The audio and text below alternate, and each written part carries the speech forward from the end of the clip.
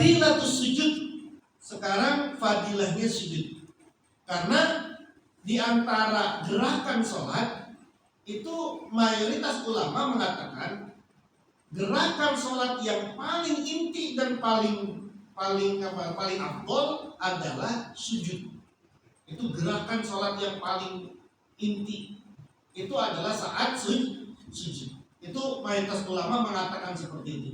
Salah satu dalilnya adalah ya karena saat itu Nabi Adam diperintahkan untuk sujud. Fasjudu li Adama. Maka sujudlah kalian kepada Adam. Bukan farka'u li Adama. Rukuklah kalian kepada Adam. Atau berdirilah kalian kepada Adam. Atau tahiyatlah kalian kepada. Tapi sujudlah. Fasjudu. Sujudlah kalian. Sujud ini kepada Adam. Itu salah satu dalilnya. Kenapa kok sujud menjadi penting? Yang kedua dalilnya adalah karena posisi sujudlah posisi di mana orang pantatnya lebih tinggi dari palanya. Itu untuk menunjukkan rendahnya orang. Posisi sujud adalah posisi di mana orang yang pantatnya lebih tinggi daripada palanya. Kan sujud kan gitu. Palanya di bawah, pantatnya ada di atas. Kan pala ini kan simbol kemuliaan, simbol ego, simbol kebesaran. Ketika sujud, egonya, kebesarannya dia, kemuliaannya dia itu lebih di bawah dari pantatnya yang simbol keburukan gitu. Jadi untuk menunjukkan bahwa dia menjadi hamba yang hina banget. Nah itu makanya sujud itu punya fadilah tersendiri. Baginda Rasulullah SAW pernah ditanya sama seorang sahabat, ya Rasul, ud'ullaha yaj'alani min ahli safa'atika wa ayyarzuqani murafaqataka fil jannah. Ya Rasul, berdoalah kepada Allah agar Allah menjadikanku termasuk orang yang mendapatkan syafaatmu, dan aku termasuk orang yang diberikan tempat yang sangat dekat kepadamu nanti di surga. Ini kata sahabat, doain aku seperti itu ya Rasul. Apa kata Rasul? Faqala Rasulullah SAW, ini bikas roti sujud. Oke, saya akan doain kamu biar kamu termasuk ahli syafaatku, biar kamu nanti di surga bisa dekat denganku. Saya doain, tapi bantulah aku. Ini bantulah aku bikas roti sujud, dengan banyaknya sujud. Dengan banyaknya sujud. Kamu bantulah, ya saya doain ya, tapi kamu bantu dirimu juga nih. Dengan apa? Bikas rotis sujud, dengan banyaknya sujud. Maka sujud ini termasuk amaliyah sholat yang paling banyak. Ada sujud sahwi, sujud tilawah, terus sujud syukur. Itu sujud itu. Ruku nggak ada, ruku tilawah, ruku sajidah nggak ada. Yang ada adalah ayat sajidah. Yang ada adalah ayat sujud. Wasjud wa tarik. Yang ada adalah ayat sajidah, ayat sujud yang ada, bukan ayat ruku. Nah ini menunjukkan pentingnya ruku ini. Wa qala sallallahu alaihi wasallam, Nabi juga pernah bersabda, iza qara'a ibnu Adam as-sajdah fasajada. Kalau seorang itu membaca ayat sajdah ketika lagi baca Quran, kemudian dia membaca ayat sajdah, atau ketika dia mendengar ayat sajdah lalu kemudian fasajada, lalu dia sujud, wasjud waqtarib, lalu kemudian dia sujud, kata Nabi, i'tazalas syaitanu yabki, maka setan akan pergi dari dia sambil nangis-nangis. Wa yaqulu, dan berkata, ya wailah umiro haza bisujud fasajada falahul jannah wa umirtu anna bisujud fa asaitu falinna. Maka setan ketika melihat ada orang sujud tilawah,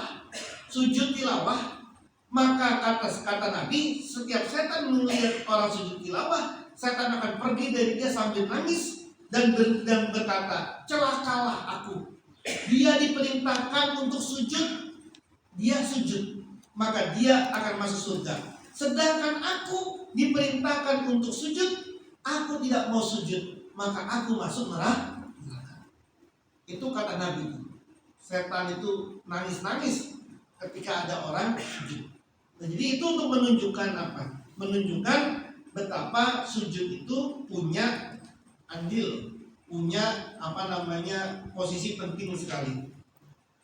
Seorang tabi'in namanya Ali bin Abdullah bin Abbas. Dia ini sujud setiap hari itu 1000 sujud, sampai dia disebut dengan as-sajjad, tukang sujud. As-sajjad, tukang sujud. Sujud apa aja? Sujud apa ya? Termasuk sujud yang di dalam sholat. Makanya banyak sekali amalia-amalia, banyak sekali beberapa kaifiyah, khasiat-khasiat doa yang itu dibaca ketika lagi sujud.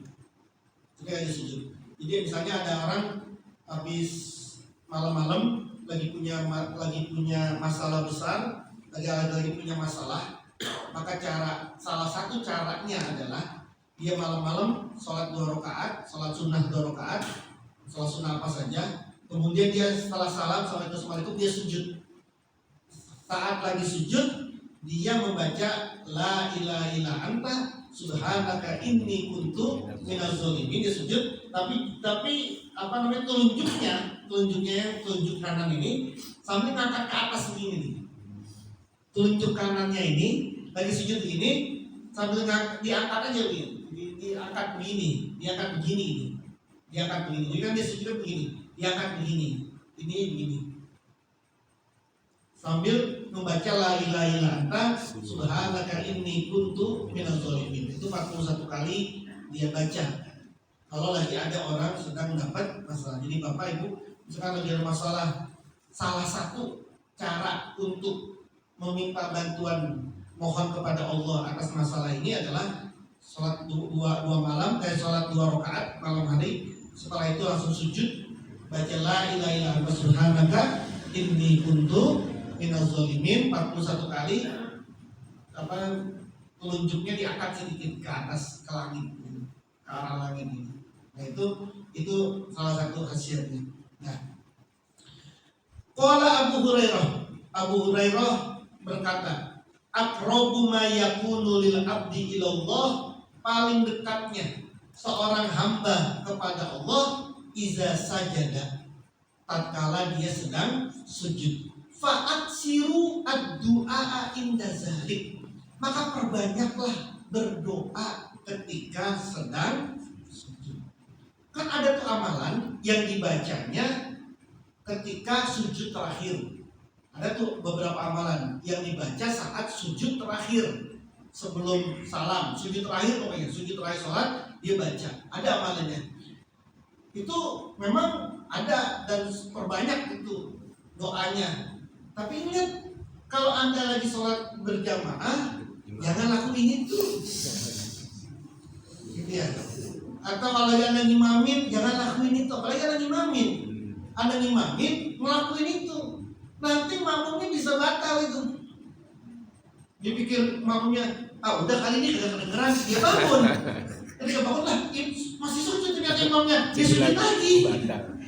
Kan tadi nambahin sujud. Jadi bikin batal itu. Jangan, pokoknya sholat itu kalau jadi imam atau jadi makmum, jangan yang nambah-nambahin. Maksudnya jangan yang sholat bacaannya jangan panjang-panjang banget, nggak boleh. Kata Nabi, Anda kalau jadi imam, lihat makmum yang paling sepuh. Kata engkau kalau jadi imam, lihat makmum yang paling sepuh, yang paling lemah. Ukurannya makmum yang paling lemah, bukan orang yang gagah, bukan. Nah, kalau mau sholat sendiri mah terserah, mau baca 2 juz juga boleh. Mau baca 2 juz boleh, mau sujudnya lama banget boleh, mau rukunya lama banget boleh. Boleh kalau sendirian mah. Tapi kalau jadi imam atau lagi jadi makmum, udah ikut seperti biasa. Karena orang beda-beda. Ini jangan dibalik. Giliran sama makmum lama sholatnya, giliran sendiri cepat banget. Kan jelas ini ada apa gitu. Nabi enggak cepat kalau sholat sholat jamaah. Kalau nggak sholat sendiri, apa bengkak nanti sholatnya. Kalau ini sholat sendiri. Nah makanya orang yang punya doa begitu tuh, sholat sujud terakhir bacanya lama, jangan dipraktekin kalau jadi imam atau kalau jadi makmum. Kalau di sholat sendiri praktekin apa-apa. Memang ada riwayat dari Abu Hurairah, perbanyaklah doa ketika lagi sujud, karena itulah tempat di mana engkau dekat antaramu dengan Allah.